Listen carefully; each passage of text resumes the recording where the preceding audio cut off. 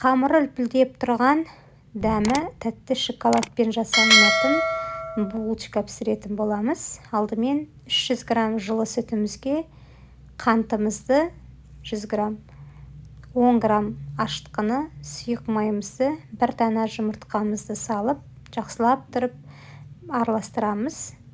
Одан соң міндетті түрде үстіне електен өткізілген ұнымызды қосамыз. Ұн енді керегіңізге қарайсыз, ұнның тығыздығына байланысты. Осылай басын біріктіріп еритін боламыз. Дәл видеодағыдай болу керек.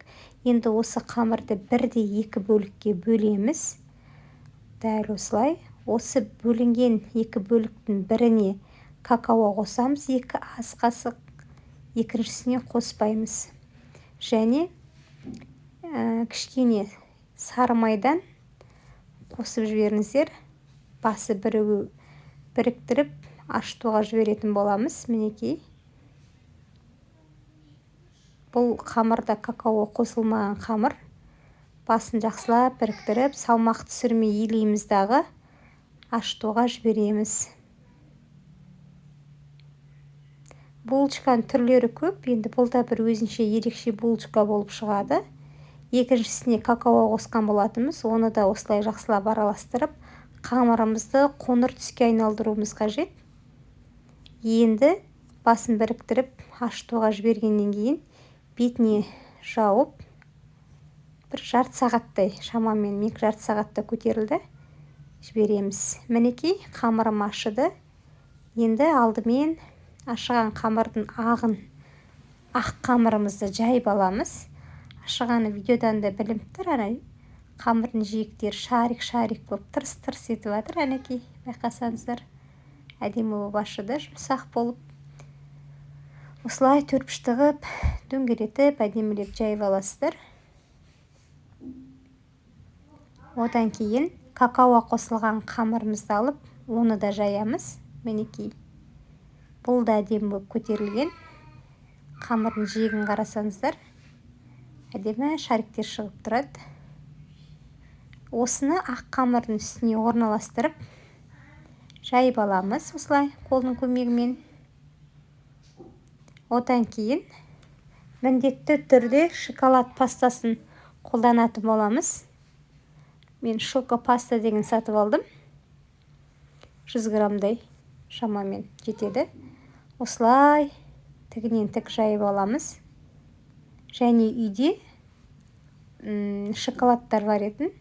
Оны да қосып жібердім. Енді сіздерде бар болса қоссаңыздар болады, жоқ болса ол міндетті емес. Мен бар болғаннан кейін оны да қосып жібердім. Мінекей. Осыны енді шетінен бастап бүретін боламыз, орап. Алдымен кесіп аламыз осылай дәл видеодағыдай. Мінекей, асықпай. До конца кесіп аламыз осылай. Одан кейін дәл осылай орап шығамыз. Орап алғаннан кейін жаңағы кесіп алған жерлерін ораймыз.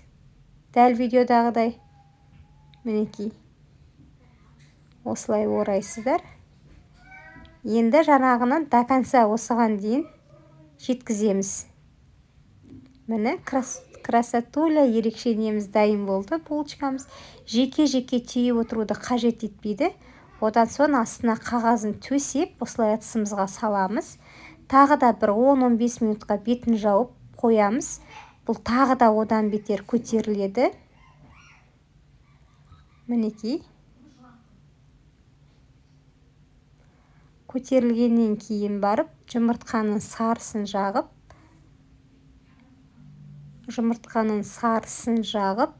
170 градуста 35 минуттай пісіріп аламыз.